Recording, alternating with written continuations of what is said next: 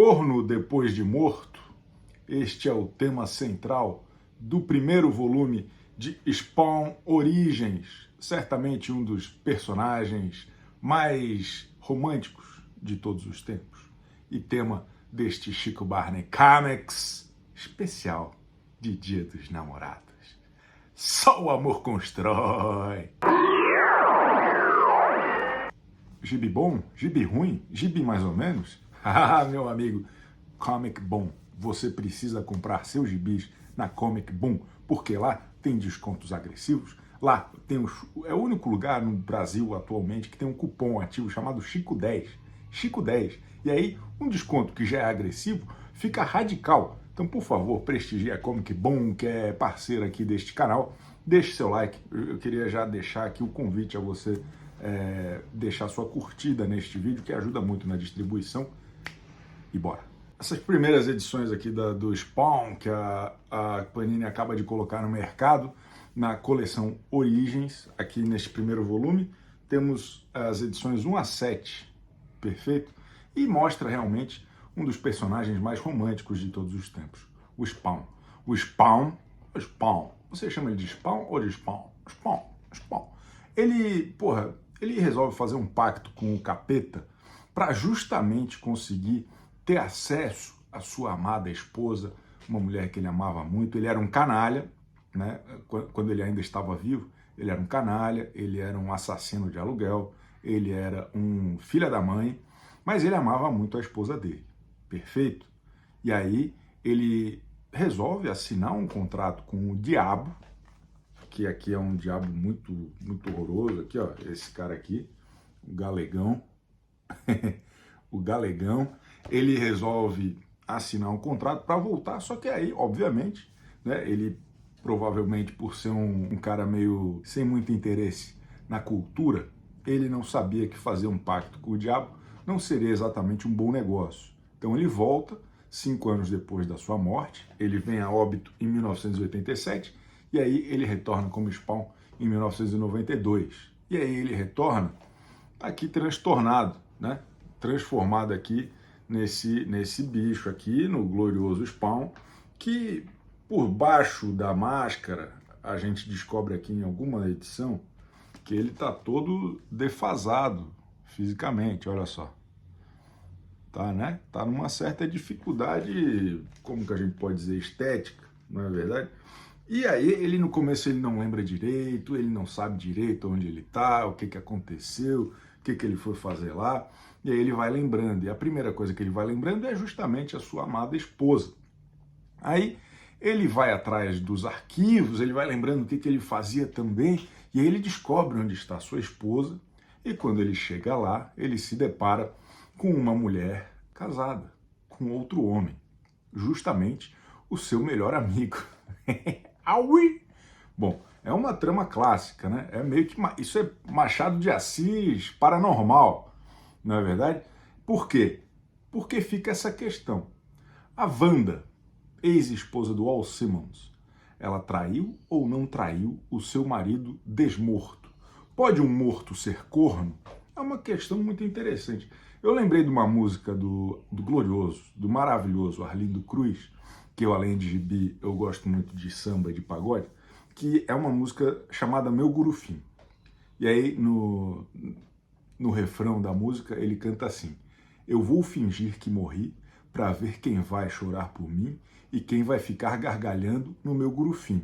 Quem vai beber minha cachaça e tomar o meu café e quem vai ficar paquerando a minha mulher. Pois muito que bem.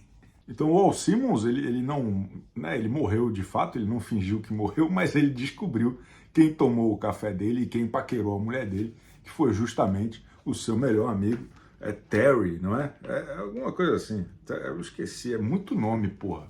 Já já eu falo sobre isso, mas nessas 7 edições, a quantidade de personagens jogados para os pré-adolescentes de 1992, o Todd McFarlane era um irresponsável, ele confiava muito nas conexões do cerebelo do seu público.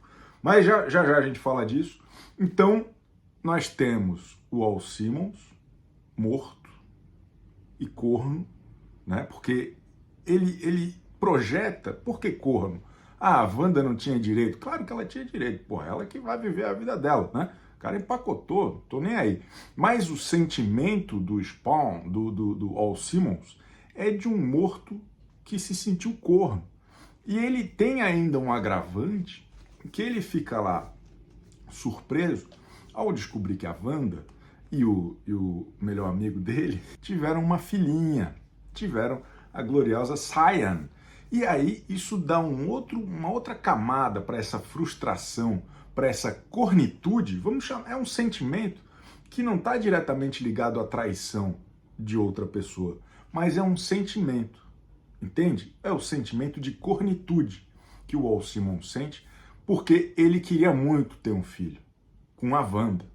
E eles tentaram várias vezes, é revelado aqui que eles tentaram muitas vezes, mas não conseguiram. Tinham uma dúvida de por que eles não conseguiam. E aí, quando ele vê a Wanda, né, tendo consolidado este sonho de ser mãe com outrem, aí ele chega à conclusão que o Al Simmons, né, ele tinha essa questão aí da Galahalla, perfeito? Então é realmente um drama da cornitude no seu melodrama mais corriqueiro, né, mais folhetinesco.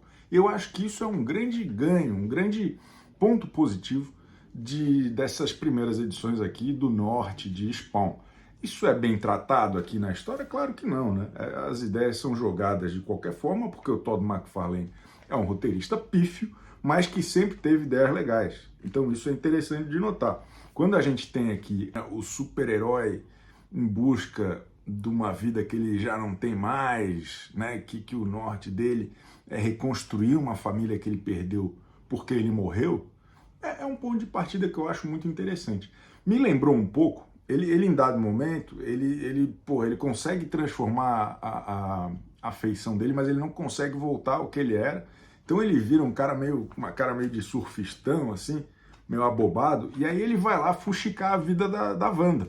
Ele vai lá, ele bate na porta, quer entender melhor o que está acontecendo aqui e tal, com um topetão galego, assim, ele tá até meio parecido com o Maleo Borgia aqui. Maleo Borgia, sei lá o nome dessa porra aqui. Ó, ele tá meio maleoborjático. Mas daí ele vai lá dar uma fuxicada nessa história. E essa passagem aqui toda dele entrando em contato com a sua família de outrora e tá num contexto totalmente diferente de quando ele deixou, me lembrou um pouco um filme, que é um filme que eu amo, que se chama O Voo do Navegador. Não sei se vocês tiveram a oportunidade de assistir. Talvez eu até já tenha falado dele aqui em algum outro vídeo, porque é um filme que eu amo, que eu assisti muito quando era criança, que é um molequinho que é abduzido, ele vai dar um rolê no espaço sideral dentro de uma nave consciente e tal, e aí quando ele volta, para ele se passaram alguns dias, alguns momentos, e quando ele volta, a família dele está 10 anos mais velha, ninguém lembra mais direito o que houve, não, quem é você e tal, e aí ele é internado e tal. Me lembrou um pouco essa história do Voo do Navegador, reler isso aqui, do Al Simmons tentando, né, enfim, saber da vida da ex-mulher. Aí, obviamente, estamos falando de uma ideia que até é interessante, mas que a execução é ridícula, né? Os diálogos do Al Simmons com a Wanda e com o tal do Terry são medonhos, é tudo muito ruim. Chega a ser engraçado, assim, do quanto que eles abrem o coração um para o outro.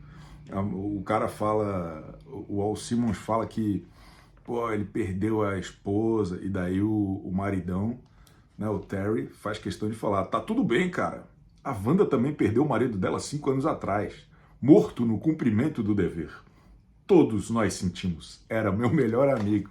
O cara vai passando toda a situação ali, e aí o Al Simmons deve ter ficado com vontade de falar, pô, era eu, porra, era eu, filha da mãe, mas tudo bem. Né? Aí ele não, ele engole a cornitude para si mesmo e vai resolver as questões dele.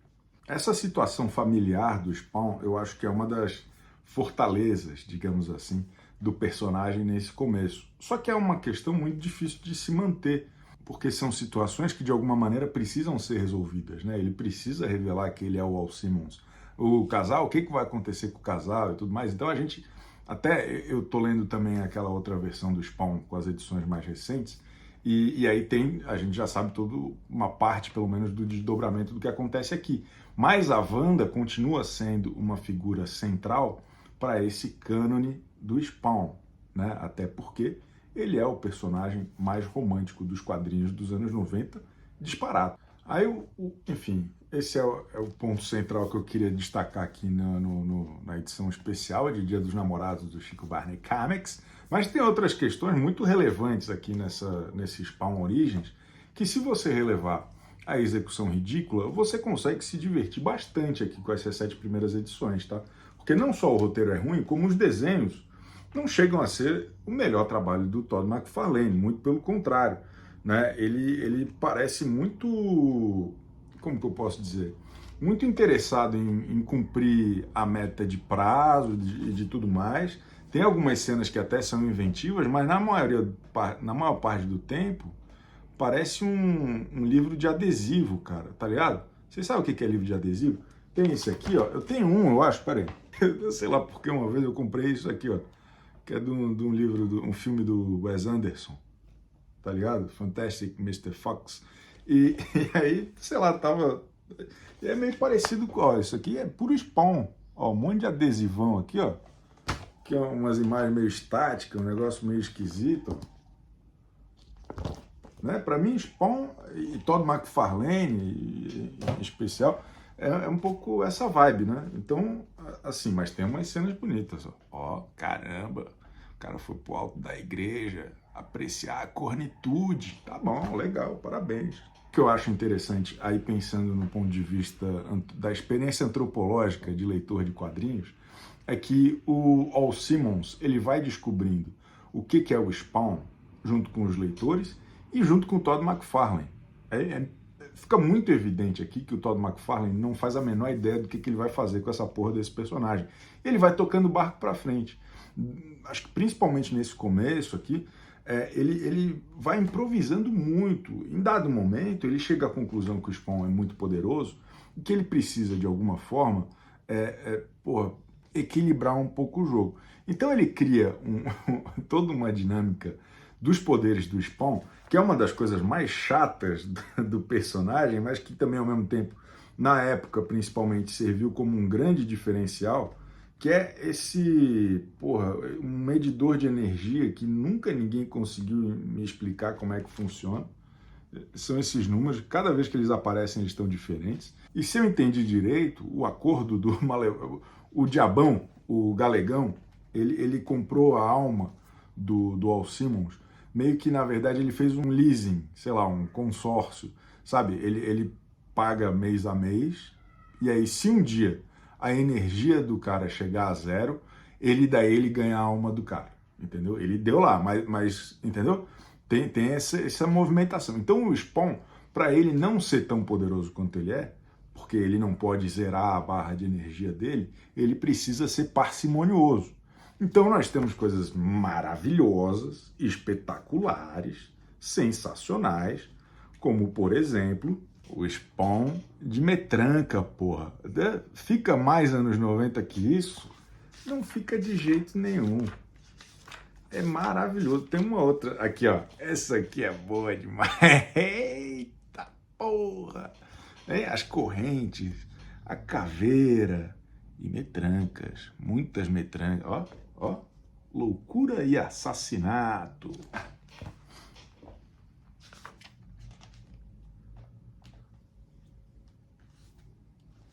Eu acho muito engraçado. Até nessas últimas 2 edições aqui, na 6 e na 7, o Spawn ele enfrenta o personagem que, para mim, dessa primeira fase da revista, eu consigo imaginar perfeitamente esse cara enfrentando o Homem-Aranha na época que o McFarlane desenhava, que é o tal do Chacina. Não parece um personagem da Marvel dos anos 90? Os outros personagens não parecem tanto assim, mas esse aqui, eu consigo ver ele no Sexteto Sinistro, depois desenhado pelo Eric Larsen e tal. Não tem uma vibe? Eu acho curioso. Mas é normal também, né? Ele talvez já tinha isso rascunhado até para lançar no Spider-Man e resolveu guardar depois. algumas coisas que me chamam a atenção aqui nessa edição. A quantidade de vezes que o Todd McFarlane faz referências a um universo compartilhado da Image, que não se manteve, que não sobreviveu. Eu acho que o Youngblood do Rob Liefeld, ele deve ser citado pelo menos umas 20 vezes nessas 7 edições aqui. Ele é muito citado e a gente até depois vai ver que um personagem do Youngblood, do Rob Liefeld, estava diretamente ligado à origem do Spawn, mas isso depois foi desfeito. Mas a gente vai ver, acho que num dos próximos episódios, o porquê que ele sonha com isso aqui, ó. Porque, na verdade, essa caveirona aqui remete à pintura do Capella, que é o cara que assassina ele na versão original. Depois corrigiram aí, né? Corrigiram não, né? Deram uma marretada na cronologia da Image. E também ele cita outros personagens. Ele tem uma cena que ele mostra o Dragon, ele fala até do Shadowhawk, que, porra, acho que nunca foi publicado aqui no Brasil. Eu, pelo menos, nunca li nada dele. Então, tem essas referências que foram mantidas aqui, mas que esse universo compartilhado da Image não se sustentou. Eu li aqui agora, Malebolgia, tá bom? É o galegão, o capeta galegão é o Malebolgia. E aí tem, enfim, a estreia do Violador, que a gente vai entendendo que o Todd McFarlane estava também descobrindo o que era esse personagem enquanto ele ia escrevendo.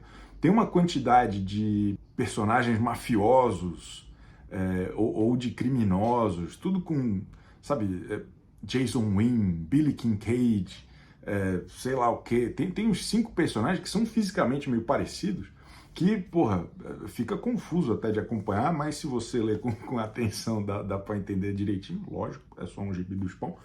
E tem o Sam e Twitch, que são os 2 detetives, que são ali um ponto de entrada humano nessa história, né, nessa grande palhaçada que é o Spawn, que eu acho bem interessante, acho um negócio bem filme dos anos 90, bem, porra, Domingo Maior, né, um cara mais rabugento, o outro meio engraçadinho, mais tímido, um negócio meio Penn and Teller, que eu acho que até o McFarlane era bem fã do Penn and Teller. E tem uma história bem famosa aqui, do número 5, que é com o tal do Billy Kincaid, que é meio que, porra, uma vibe da Atena, né? Tem um criminoso lá que mata a criancinha, e aí ele fica 6 anos preso, depois ele é solto, e aí ele continua cometendo crimes, e aí o Spawn senta ali a porrada no cara e assassina o cara, e aí é todo um discurso dessa edição bem José Luiz da Atena, me dê imagens, e dão imagens. O Todd McFarlane, o da Atena pediu, o Todd McFarlane dá imagens, são imagens chocantes, e daí tu vê que é um negócio, porra, muitas vezes a violência gráfica, né, nos quadrinhos, ela é feita para passar uma mensagem de alguma maneira, e eu vejo que aqui no Spawn, principalmente nesse começo, ela é só pelo choque. É quase como se fosse ali um pós-adolescente Todd McFarlane querendo chocar e mostrar que ele conseguiria fazer na Image coisas que a Marvel não permitiria. Então tem essa questão também de testar os limites, né, sem ter muito o que dizer.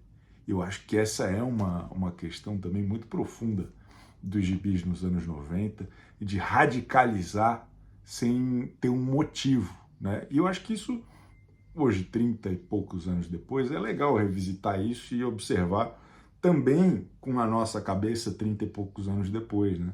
Porque na época, nós todos ali com bermuda de skate, boné para trás, né? E tomando refrigerante, a gente tinha uma outra percepção também das coisas. Então é interessante reler o Billy Kincaid e outras coisas aqui do Chacina, do Malebolgia, do Violador, com o olhar de hoje. Um último destaque que eu queria fazer é a impressionante estabilidade dos jornalistas aqui, ó. Esses 3 estão desde a primeira edição. Aqui é 1992, mas eles aparecem em 87. Os caras estão há mais tempo no ar, e acho que até nas mesmas emissoras. Não, eles vão mudando um pouco de emissora, mas continuam no ar fazendo a mesma coisa. Desde 87. Nem o William Bonner, pô, tem essa... né? Porque nas edições de hoje, lá daquela edição do número 300, eles continuam, esses 3 caras aí. É um negócio impressionante. Ponto negativo que eu queria destacar aqui, pô, eu acho uma sacanagem as capas serem do Greg Capullo. Nada contra o Greg Capullo, mas, porra, a capinha podia ser do Todd McFarlane, né? Bora trabalhar aí, bicho. Pô, só quer ganhar dinheiro também, cara.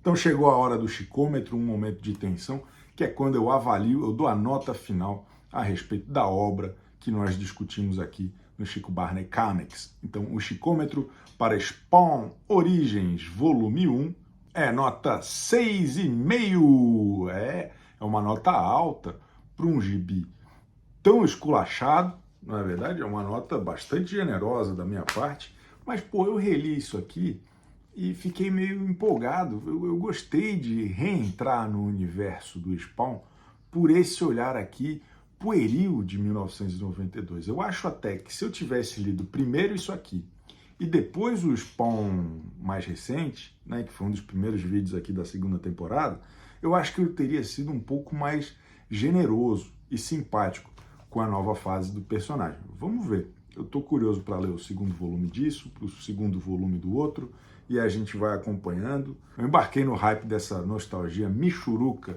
de Image dos anos 90, Spawn.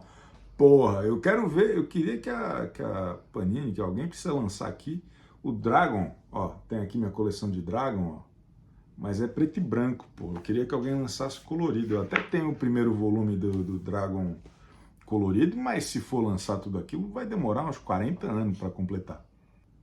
Perfeito? Gostou? Concorda? Escreve aqui nos comentários o que você está achando de Spawn Origins. É uma picaretagem? É uma sacanagem? Pô, peguei pesado, peguei leve? Escreve aqui nos comentários. Desejo um feliz Dia dos Namorados a todos, principalmente ao Spawn, que é corno depois de morto, um feito realmente intrigante.